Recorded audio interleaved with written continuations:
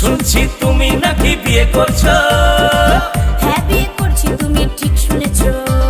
ছেলে নাকি বড্ড কালো, নামছে তার কালুয়া। কাজু বাদাম দিলে ভালো লাগে হালুয়া, আর সরকারি চাকরি থাকলে যতই হোক না কালুয়া। কাজু বাদাম